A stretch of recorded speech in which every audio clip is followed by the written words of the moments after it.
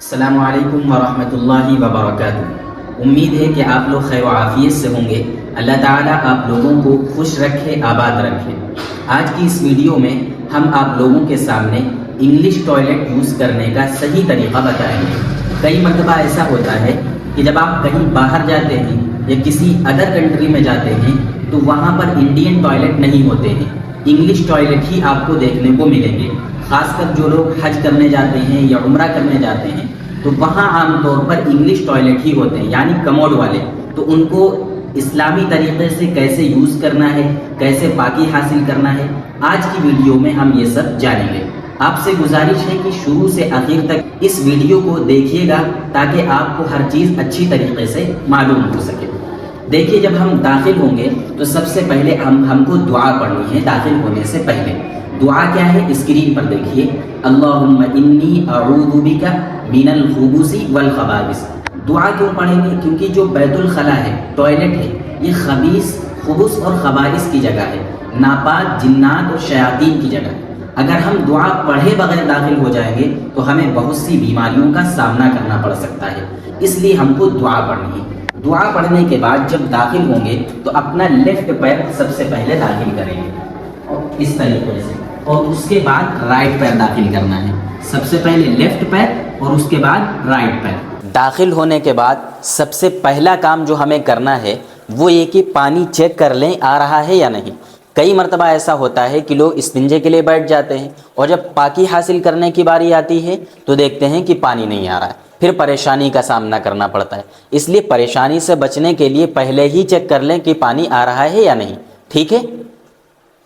یہ دیکھیے، یہ ہے انگلش ٹوائلٹ۔ ایک پارٹ یہ ہے اور ایک پارٹ اس کا یہ ہے۔ دو پارٹ بنائے گئے ہیں انسان کی باڈی کے اعتبار سے، یعنی اگر کوئی انسان پتلے جسم والا ہے تو وہ اس پر اسی طریقے سے بیٹھ جائے، لیکن اگر کوئی انسان ذرا موٹا تازہ ہے، بڑی باڈی والا ہے، تو اس کو چاہیے کہ وہ اس کو بھی ہٹا دے اور پھر اس پر بیٹھے آرام سے۔ اس لیے یہ دو پارٹ بنائے گئے ہیں اس کے، انسان کی باڈی کے لحاظ سے، ٹھیک ہے؟ اس کے بعد جب آپ اس پر بیٹھیں تو بیٹھنے سے پہلے آپ اس کو ایک مرتبہ واش کر لیں اس طریقے سے۔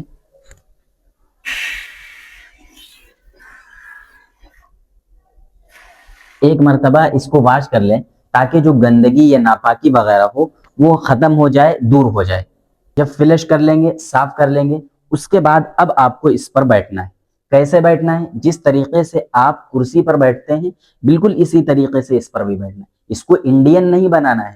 بہت سے لوگ کیا کرتے ہیں کہ اس کو انڈین بنا لیتے ہیں، ایک پیر اس پر رکھتے ہیں اور ایک پیر اس پر۔ اس میں گرنے کا اور چوٹ لگنے کا خطرہ ہوتا ہے، اس لیے اس خطرے سے بچنے کے لیے آپ کو انڈین نہیں بنانا ہے، بلکہ جس طریقے سے اس کو یوز کرنے کے لیے بنایا گیا ہے اسی طریقے سے آپ اس کو یوز کریں، اسی طریقے سے استعمال کریں۔ ایک پیر اس طرف نکال لیں، دوسرا پیر اس طریقے سے۔ اگر آپ کی باڈی تھوڑی بڑی ہے تو آپ اس کو ہٹا بھی سکتے ہیں، تو اس طریقے سے آپ اس پر بیٹھیں۔ یہ ہے بیٹھنے کا ایک آسان طریقہ۔ دوسری چیز یہ بھی ذہن میں رکھیں، اگر آپ کو ایسا اندیشہ ہے کہ کپڑے پر ناپاکی لگ سکتی ہے یا یہ کہ کپڑے ناپاک ہو سکتے ہیں، تو اس سے بچنے کے لیے آپ اپنے نیچے کے کپڑوں کو اتار دیں اور پھر بیٹھیں، کیونکہ اگر ناپاکی لگے گی تو پھر اب آپ کے بدن پر لگے گی، اور بدن کا دھلنا، اس کا پاک کرنا آسان ہوتا ہے، لیکن اگر ناپاکی کپڑے پر لگے گی تو کپڑے کا دھلنا اور اس کا سوکھنا پھر ذرا مشکل سا کام ہو جاتا ہے۔ اس لیے اگر آپ کو ایسا فیل ہو رہا ہے، اندیشہ ہے کہ ناپاکی لگ سکتی ہے، تو آپ نیچے کے کپڑوں کو اتار دیں، ٹھیک ہے؟